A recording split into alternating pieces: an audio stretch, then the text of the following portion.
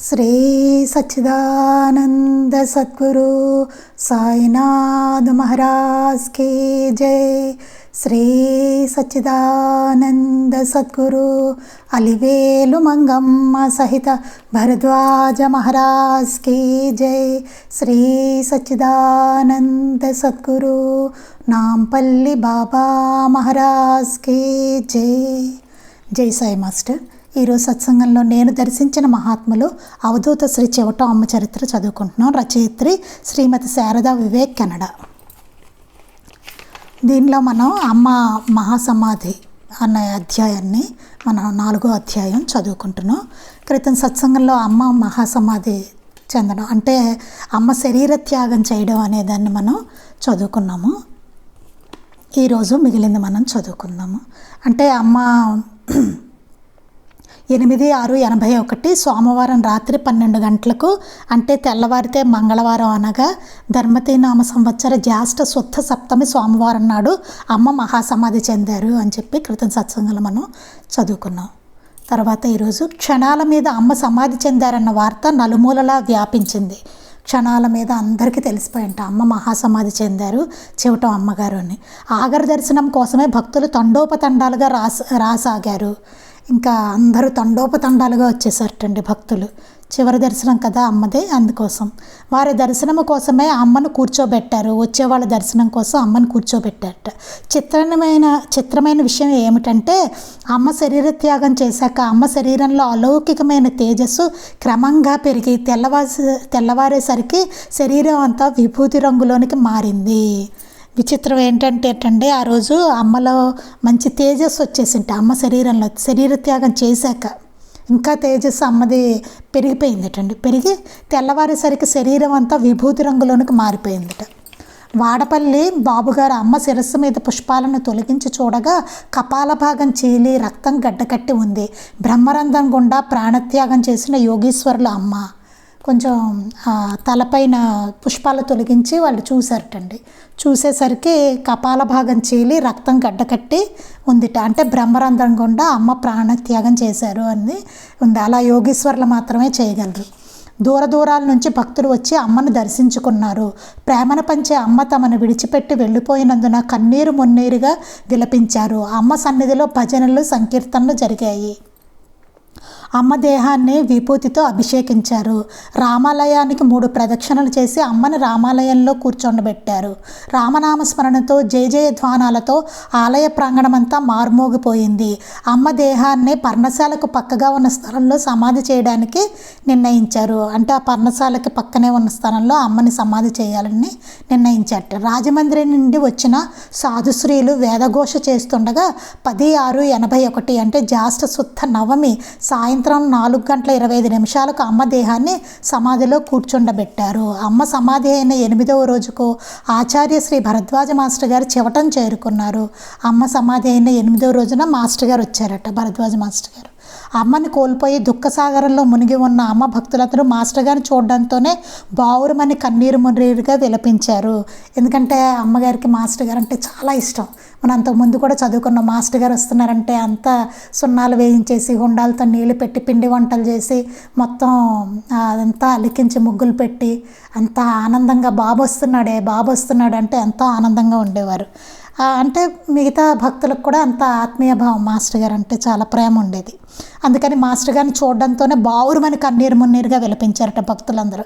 అమ్మ ఎక్కడికి వెళ్ళిపోలేదని, చైతన్య స్వరూపులే నిత్య సత్యులే అక్కడే ఉన్నారని అమ్మ నిజతత్వాన్ని వారికి బోధించి వారిని శాంతపరిచారట। అమ్మ ఎక్కడికి వెళ్ళలేదు, అమ్మ ఇక్కడే ఉన్నారు అని చెప్పి అమ్మ యొక్క నిజతత్వాన్ని బోధించి వారందరినీ ఏడుస్తున్న వాళ్ళందరినీ శాంతపరిచారట।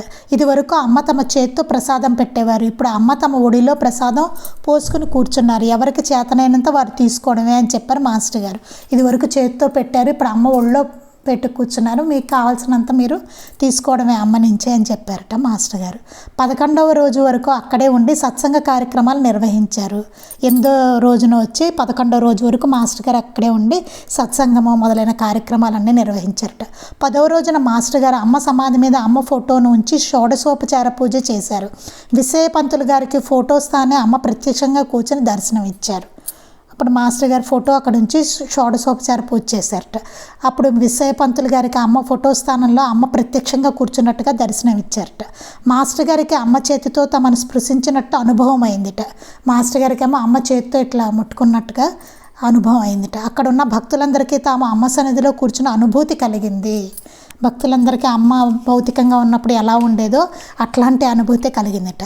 18/6/81 గురువారం ఉదయం 9 గంటలకు శ్రీ మాస్టారు గారు అమ్మ సమాధి మందిర నిర్మాణానికి శంకుస్థాపన చేశారు. భక్తుల కోరికపై శ్రీ మాస్టారు గారు శ్రీ వాడపల్లి బాబుగారితోనూ భక్త సమూహంతోనూ కలిసి అమ్మ సమాధికి పూజ చేసి ఉత్తరపు దిక్కున ఒక గోతిని తవ్వించి దానిలో అమ్మ వాడిన పవిత్ర వస్తువులను ఉంచారు. శ్రీ వాడపల్లి బాబుగారు అమ్మ సమాధి అయిన రోజు నుండి మందిర శంకుస్థాపన జరిగేదాకా ఉండి కార్యక్రమాలన్నింటినీ పర్యవేక్షించారు. అమ్మ సమాధి అనంతరం కూడా ఎందరో భక్తులకు భౌతికంగా దర్శనమిచ్చి ఊరట కలిగించారు. అర్హులైన భక్తులకు ఈనాటికి భౌతిక శరీరంతో దర్శనం ఇస్తున్నారు. అమ్మ జీవించి ఉన్నప్పుడు కూడా మనవలే శరీర పరిమితులు కారు. చివటంలోనూ వేరొక ప్రాంతంలోనూ ఏకకాల దర్శనం ఇచ్చిన అమ్మకు శరీరం అనేది ఒక ముసుగు వంటిది. అమ్మ చివటంలో ఉన్నప్పుడే ఆ శరీరంతో వేరే అనేక చోట్ల కూడా దర్శనం ఇచ్చారనమాట. అందుకని మనం చదువుకున్నాం కూడా ఇది.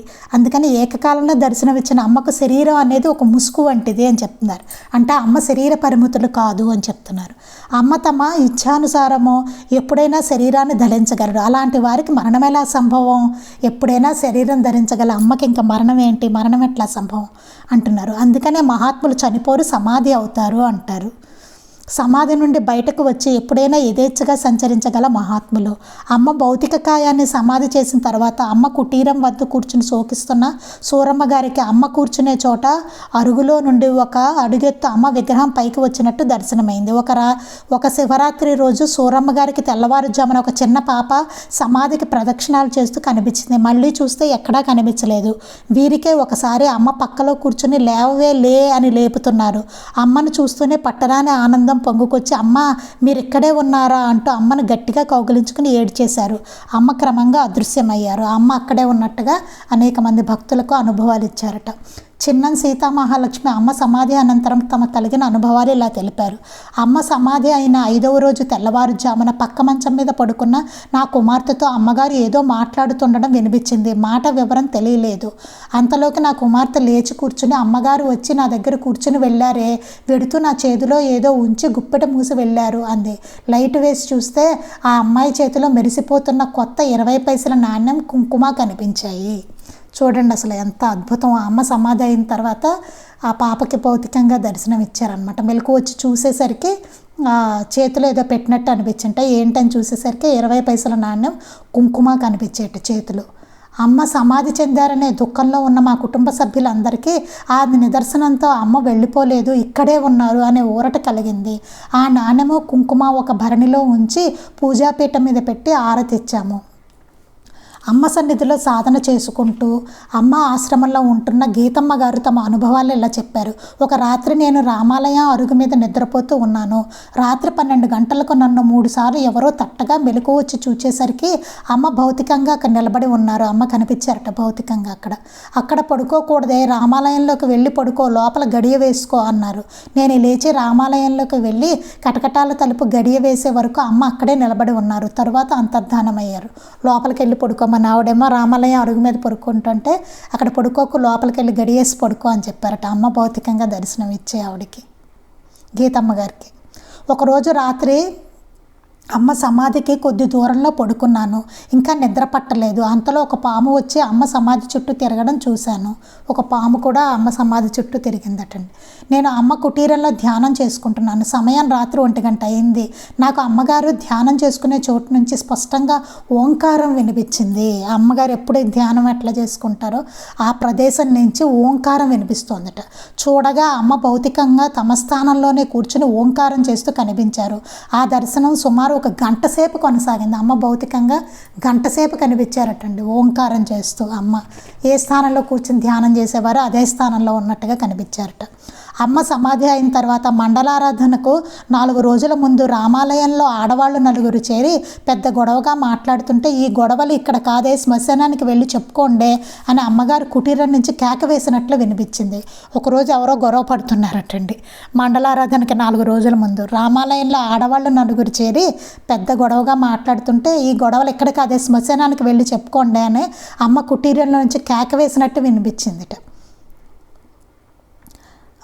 అలా వినిపించింటే నెక్కెట్టి రంగమ్మ గారికి. ఆమెకు ఒకరోజు అమ్మ కుటీరంలో ధ్యానం చేసుకునే చోట పడుకుని దర్శనమిచ్చారు. ఏంటమ్మా, అమ్మ సమాధి చెందారు కదా, ఏమిటా అమ్మ సమాధి చెందారు కదా, నేను కలగంటున్నానా అని కళ్ళు మూసుకుని కళ్ళు నులుపుకుని మరీ చూశారు. అమ్మ ఇటు నుండి అటు తిరిగి ఒత్తికిల్లి పడుకున్నారు. కాసేపటి క్రమంగా అదృశ్యమయ్యారు. అమ్మ ఇలా ఎంతోమందికి భౌతికంగా సమాధి అయిన తర్వాత కూడా అక్కడే ఉన్నట్టుగా దర్శనం ఇచ్చి నిదర్శనాన్ని ప్రసాదించారనమాట. అమ్మ సమాధి చెందిన తర్వాత చివటం వచ్చిన ఒక మహాత్ములు, సత్యమైన ప్రేమకు వియోగము లేదు, త్యాగమే దానికి గీటురాయి అని అమ్మ కుటీరంలో గోడ మీద వ్రాశారు. భక్తులు నిత్యసత్యులైన అమ్మను ఇలా స్తుతిస్తారు. శ్లోకం: మాతరం అచ్చమాం నిత్య గోస్తని తటవాసినీం జ్ఞాన వైరాగ్య సిద్ధ్యర్థం సర్వదా ప్రణమామ్యహం వందేహం సర్వకాలేషు శ్రీశైవ మఠవాసినీం మాతరం అవధూతాంబాం శుద్ధ సత్వస్వరూపిణీం. అమ్మను చూచిన వారు, అమ్మ ఆదరణను పొందినవారు ఈనాటికి అమ్మ జ్ఞాపకాలతో అమ్మ తమపై చూపిన ప్రేమను కరుణను తిరిగి తిరిగి గుర్తు తెచ్చుకుంటూ అమ్మ సమాధిని దర్శించుకుంటూ శ్రద్ధాభక్తులతో అమ్మను సేవించుకుంటున్నారు. అమ్మ ఉండగా అమ్మను చూడగలిగే భాగ్యం లేని వారు కూడా ఎవరో చెప్పగా వినడం వలనో లేక అమ్మ చరిత్ర చదవడం ద్వారా అమ్మను గురించి తెలుసుకొని అమ్మ యొక్క దివ్యమైన ప్రేమను అనుభవించి అమ్మ స్మరణలో జీవిస్తూ అమ్మ చూపిన మార్గంలో నడవడానికి ప్రయత్నం చేస్తున్న భక్తులు ఎందరో దేశ విదేశాల్లో కూడా ఉన్నారు. ఈనాడు దేశ విదేశాల్లో కూడా అమ్మ గురించి తెలుసుకొని అమ్మను సేవించుకుంటున్న, ఇంకా ఎంతో ప్రేమతో అమ్మ దివ్యమైన ప్రేమను అనుభవిస్తున్న భక్తులు ఎంతోమంది ఉన్నారు. అమ్మ స్మరణలో జీవిస్తున్న వాళ్ళు దేశ విదేశాల్లో కూడా ఉన్నారు అని చెప్తున్నారు. భౌతికంగా మన మధ్య తిరుగుతున్న మహాత్ముల యందు విశ్వాసం నిలపడం చాలా కష్టం. వాడి శరీరంతో ఉన్నప్పుడు మనం విశ్వాసం నిలపడం అనేది చాలా కష్టం అండి. ఎందుకంటే మానవ నైజం వలన వారి యందు కూడా మనస్సు దోషాలను ఆపాదిస్తూ ఉంటుంది. మన మానవ నైజం ఏంటి? దోషాలను వెతకడం. అందుకని వారిలో కూడా మహాత్ముల్లో కూడా మన మానవ నైజం వలన దోషాలు వెతుకుతూ ఉంటాం అన్నమాట. అందువల్ల ఒక్కోసారి మన విశ్వాసం సడలిపోయే ప్రమాదం ఉంటుంది. అందువల్ల మన విశ్వాసం కూడా సడలిపోతూ ఉంటుంది. ఆ ప్రమాదం ఉంది. ఈ విషయాన్ని గురించి అమ్మ ఇలా చెప్పారు. అమ్మ మహాత్ముల దగ్గర కంటే సమాధుల దగ్గరే నాకు ఎక్కువ ప్రశాంతంగా ఉంటుంది. ఎందుకమ్మా అడిగిన భక్తురాలతో, అమ్మ మహాత్ముల దగ్గరకు వెళ్ళినప్పుడు మనం అడగడం, వారు చెప్పడం ఉంటుంది. కానీ సమాధుల దగ్గర అయితే చెప్పేది ఏమీ ఉండదు, మనసు ఏకాగ్రం చెందుతుంది అన్నారట. మహాత్ముల శరీరంతో ఉంటే వాళ్ళ దగ్గరికి వెళ్ళినప్పుడు మనం అడగడం, వాళ్ళు చెప్పడం అలా ఉంటుంది. కానీ సమాధుల దగ్గరికి వెళ్ళినప్పుడు ఇంకా అడగడం చెప్పడం ఏమీ ఉండదు, మనసు ఏకాగ్రం అయిపోతుంది. అందుకని ఎలా ఉంటుందంటే ప్రశాంతంగా ఉంటుంది అన్నమాట సమాధి మందిరం దగ్గర. అదే చెప్తున్నారు. అమ్మ చరిత్రను ముగించుకునే ముందు మాస్టర్ గారు తొలి పలుకుల్లో చెప్పిన మాటలు మరొకసారి స్మరించుకుందాం. మనకు గోచరమయ్యే అమ్మ భౌతిక దేహం కూడా మన పట్ల కరుణ వలన ఆమె ధరించిన ఆచ్ఛాదన మాత్రమే. మాస్టర్ గారు చెప్పిన మాటలు ఒక్కసారి మనం మళ్ళీ మననం చేసుకుందాం అంటున్నారు. మనకు గోచరమయ్యే అమ్మ భౌతిక దేహం కూడా మన పట్ల కరుణ వలన ఆమె ధరించిన ఆచ్ఛాదన మాత్రమే. మన పట్ల కరుణతో ఆవిడ వచ్చింది, ఆ శరీరం తీసుకుని ఆవిడ వచ్చారని చెప్తున్నారు. ఆచ్ఛాదన మాత్రమే ఆవిడకి అది అని. ఒక స్థాయి వరకు మన సాధనకు భక్తికి ఆ రూపం సహకారియే అయినా మరొక వంక ఆ రూపమే ఆమె అని మనం పొరబడడానికి అవకాశం కూడాను. ఒక వంక మనం భక్తి అవన్నీ మనం పూజించుకోవడానికి ఆవిడ రూపం సహకారి అయినా సరే మరొక వంక ఏమవుతుంది? ఆ శరీరమే అమ్మ. చెవటం అమ్మ అంటే ఆ శరీరంతో ఉంటేనే చెవటం అమ్మ అనుకునే ప్రమాదం ఉంది. బాబా దగ్గర ఎట్లా జరిగిందో అలాగే అనుకునే ప్రమాదం కూడా ఉంది. అందుకే బాబా చెప్పారు, ఈ 5.5 మూరల శరీరమే నేను అనుకుంటే నన్ను చూడనట్లే అని చెప్పారు. అందుకే అంటే నేను కేవలం షిరిడీలోనే ఉన్నాను అనుకుంటే నన్ను అసలు చూడనట్టే అన్నారు. అంటే ఆయన సర్వత్రా ఉన్నారనమాట. అలాగే అమ్మ కూడాను సర్వత్రా ఉన్నారు. ఆ దేహమే ఆవిడ కాదు. అందుకే తమ నిజతత్వాన్ని మనకు ప్రకటన చేసే మహోన్నతము కరుణాపూర్వము అయిన గొప్ప ఉపదేశము బోధ ఆమె నిర్యాణము. ఇప్పుడు చివటంలో ఉన్నది నిజమైన అమ్మ. సమాధి చెందక ముందున్న ఆమె రూపం అన్యమైన రూపాల నుండి మన శ్రద్ధా ప్రేమలను తమ వైపు మళ్లించుకునే ఉపకరణము మాత్రమే. అప్పుడున్న దేహం ఏంటంటే మనని ఆమె వైపుకు శ్రద్ధా ప్రేమలను ఆవిడ వైపుకు మళ్లించుకోవడానికి ఉపకరణం మాత్రమే. ఇప్పుడున్నదే అసలైన చెవట అమ్మగారు అని చెప్తున్నారనమాట. అమ్మ సమాధి దగ్గర కూర్చున్నప్పుడు మన హృదయంలో అనుభవం అయ్యే పరిశుద్ధమైన శాంతి అమ్మ యొక్క నిజరూపం. మహనీయుల సన్నిధిలో కంటే వారి సమాధుల సన్నిధిలో ఎక్కువ శాంతి అనుభవం కావడానికి కారణమేమడిగిన భక్తులతో ఆమె చెప్పిన సమాధానమే ఆమె సమాధికి వర్తిస్తుంది. అప్పుడు చెప్పారు చూసారండి, అదే ఇప్పుడు కూడా అమ్మకు కూడా అదే వర్తిస్తుందని చెప్తున్నారు. భౌతిక రూపం మరుగయ్యింది కనుక మరొక భౌతిక రూపం వైపుకు పరిగెత్తే వారంతా నిజమైన అమ్మతత్వాన్ని గుర్తించినట్లే. ఇప్పుడు అమ్మ లేరు కదా అని ఇంకో భౌతికంగా ఉన్న మహాత్ముల దగ్గరికి పరిగెట్టారనుకోండి, అప్పుడు నిజమైన అమ్మతత్వాన్ని గుర్తించినట్లే వాళ్ళందరూ అని చెప్తున్నారు. అమ్మ ఎప్పటికీ ఉన్నారు అని. అమ్మ భౌతికంగా ఉండగా ఎలా దర్శనమిచ్చేవారో సేవించేవారో అలానే ఇప్పుడు కూడా దర్శిస్తూ ఉండే భక్తులే నిజమైన భక్తులు. భక్తులు అలాంటి పరిపాకం చెందాలనే ఆమె ఆకాంక్ష, అలాంటి పరిపాకం చెందాలనే అమ్మ యొక్క ఆకాంక్ష అనమాట. ఇది నిజమైన శివమఠం కావాలి అని భక్తులతో ఆమె అన్న మాటల్లో వ్యక్తం అవుతుంది. ఇది నిజమైన శివమఠం కావాలి అని అమ్మ చెప్పిన మాటల్లో అదే వ్యక్తం అవుతుంది అని చెప్తున్నారు. అంటే మనందరం నిజమైన భక్తులు అవ్వాలనే అమ్మ ఆకాంక్ష అన్నమాట. ఓం తత్సత్. ఇక్కడికి అమ్మ చరిత్ర పూర్తయిందండి. అమ్మ సూక్తులు ఉన్నాయి, అధ్యాయం 5. ఇది కూడా చదువుకుని మనం ఇప్పుడు ఈ గ్రంథాన్ని ముగిద్దాం. మనం అధ్యాయం 5 అవధూత శ్రీ చెవటం అమ్మ సూక్తులు. 1 తాను మసి అవ్వడమే తత్వమసి. 2 అహం చస్తే బ్రహ్మమే. 3 రాముడు కృష్ణుడు అన్ని నామాలు ముద్ద అయినదే విభూతి. 4 మృత్యువుని తినేదే రామనామమే. గురువు గురించి. 5 గురువు అనేవారు దారి చూపిస్తారు, ఆ దారిని నడిచి గమ్యం చేరవలసింది నువ్వే. సాధన గురించి. 6 పాదు పెట్టందే కాయట్ట వత్తదే.